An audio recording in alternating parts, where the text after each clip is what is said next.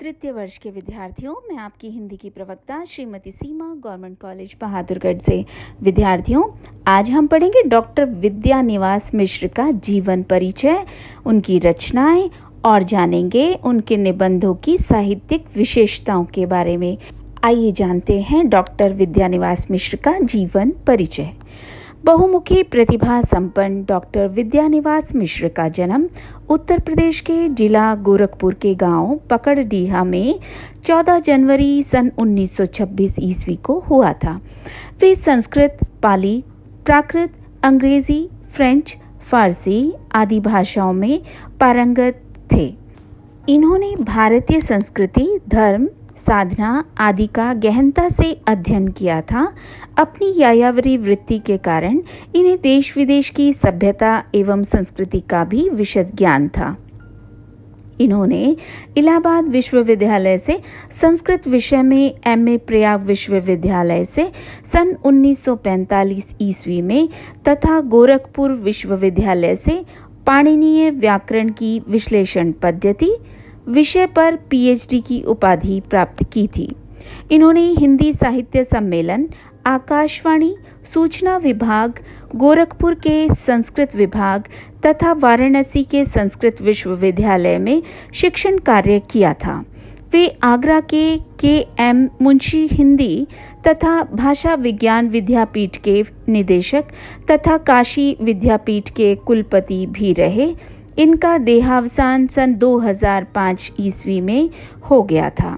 आइए जानते हैं डॉक्टर विद्यानिवास मिश्र की रचनाओं के बारे में। डॉक्टर विद्यानिवास मिश्र ने ललित निबंधों के अतिरिक्त यात्रा वृतांत तथा समीक्षात्मक निबंध भी लिखे हैं। इनकी प्रमुख रचनाएं आंगन का पंछी और बंजारापन, साहित्य की चेतना, मेरे राम का मुकुट भीग रहा है, परंपरा बंधन नहीं, हिंदी की शब्द संपदा, जीवन में सनातन की खोज, तुम चंदन हम पानी, नदी, नारी और संस्कृति, कदम की फूली डाल, तमाल के झरोखे से, बसंत आ गया पर कोई उत्कंठा नहीं, कंटीले तारों के आर पार, अंगद की नियति, लोगों रंग हरी, गांव का मन, चितवन की छां, रीति विज्ञान, संचारिणी हैं। पानी की पुकार इसका काव्य संग्रह है। आइए जानते हैं डॉक्टर विद्यानिवास मिश्र के निबंधों की साहित्यिक विशेषताओं के बारे में। डॉक्टर विद्यानिवास मिश्र द्वारा रचित ललित निबंध विषय, दृष्टिकोण, शैली एवं भावभंगिमा की संरचना से अनूठे तथा अद्वितीय हैं। इनके निबंधों की प्रमुख विशेषताएं इस प्रकार हैं। भावात्मकता। डॉक्टर मिश्र के अधिकांश निबंध भावात्मक है। इसमें कल्पना की उड़ान के साथ साथ व्यंग्य, विनोद और आत्म प्रकाशन को भी स्थान प्राप्त हुआ है। आंगन का पंछी, फूल तब पात, बंजारा मन, नर नारायण, शिरीष का आग्रह आदि इसी प्रकार के निबंध हैं, जिनमें तीखा व्यंग्य, मधुर विरोध, सजीव आक्रोश एवं सुंदर उपहास भी है।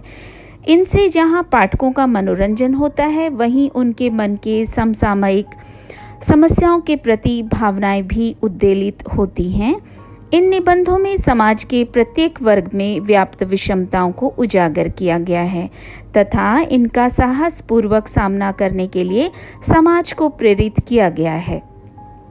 अगली विशेषता विचारात्मकता। डॉक्टर मिश्र के कुल निबंध चिंतन प्रधान हैं, जिनमें बौद्धिकता की प्रधानता है। राष्ट्रभाषा की समस्या, आम्रमंजरी, परंपरा, आधुनिक भारतीय संदर्भ, युद्ध और व्यक्ति आदि इसी प्रकार के निबंध हैं। इन निबंधों में लेखक ने विद्वतापूर्वक परंपरा, राष्ट्रभाषा, युद्ध, राजनीति, पीढ़ियों के द्वंद्व आदि पर गंभीरतापूर्वक विचार किया है। लेखक ने अपनी भावनाओं को सारगर्भित रूप प्रदान करने के लिए लोक जीवन की शब्दावली का सहज रूप से प्रयोग भी किया है। अगली विशेषता काव्यात्मकता। डॉक्टर मिश्र के गद्यात्मक निबंधों में भी काव्यात्मकता के दर्शन हो जाते हैं। मेरे राम का मुकुट भीग रहा है बसंत आ गया पर कोई उत्कंठा नहीं, चितवन की छां आदि रचनाओं में संकलित अधिकांश ललित निबंधों में काव्यात्मक भाषा के कारण लालित्य की सृष्टि हो गई है। जैसे रुपहला धुआं की ये पंक्तियाँ, शरद शुभ्र ज्योत्सना में जब कामनी पुलकित हो गई है, तब जब इस प्रपात के यौवन का मद खुमार पर आ गया है और उस खुमारी में इसका सौंदर्य मुग्धा के वदन मंडल की भांति और अधिक मोहक बन गया है, तब भी मैंने इसे देखा है और तभी जाकर मैंने शरद बिंदु को इस प्रपात की शांत तरल स्फटिक धारा पर बिछलते हुए देखा है। अगली विशेषता, विषय की व्यापकता।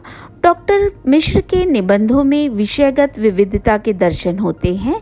इनके वर्णनात्मक निबंधों में विभिन्न दर्शनीय स्थानों, तीर्थों, यात्राओं आदि के वर्णन प्राप्त होते हैं। संस्कृति की पाषाणी, मलय के अंचल में आदि इनके इसी प्रकार के निबंध हैं, जिनमें मंदिरों, मैसूर यात्रा आदि का आकर्षक वर्णन प्राप्त होता है। संस्मरणात्मक निबंधों में इन्होंने हिमालय ने उन्हें बुला लिया निबंध में राहुल जी को श्रद्धांजलि अर्पित की है तथा भाई निबंध में अज्ञे जी से संबंधित संस्मरण है।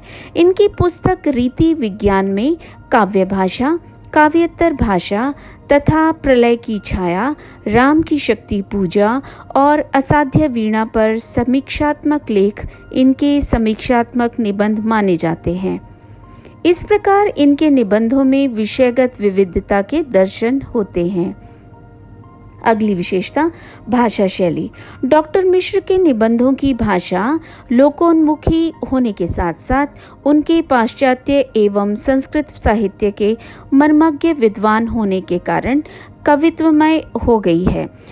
इनकी भाषा में तत्सम प्रधान शब्दावली के साथ साथ देशज, विदेशी एवं तद्भव शब्दों का भी भावानुसार सहज प्रयोग प्राप्त होता है।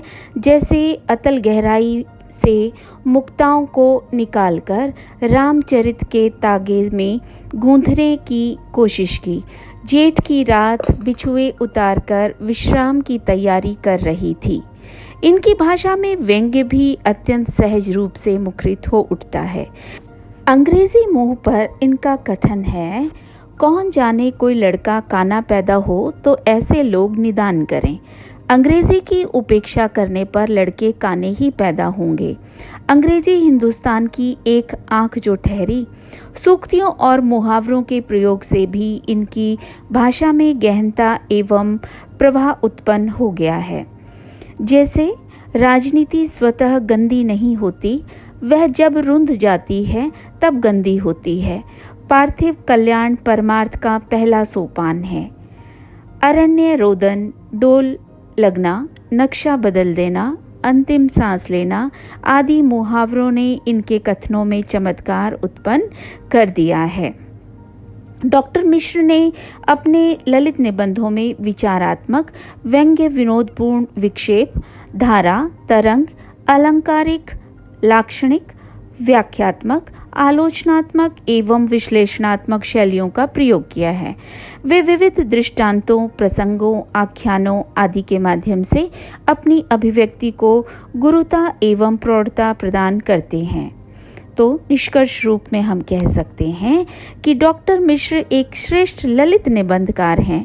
इनके निबंधों में मौलिकता, विविधता तथा लोक संस्कृति के सहज ही दर्शन होते हैं। वे अपनी भावनाओं को अत्यंत रमणीयता से प्रस्तुत कर देते हैं। इनके निबंधों की भाषा सहज एवं लोक जीवन से जुड़ी होने के कारण भावपूर्ण और प्रभामयी है, जिसे इन्होंने विविध शैलियों में अभिव्यक्ति प्रदान करते हुए भी कवित्वमय बनाए रखा है।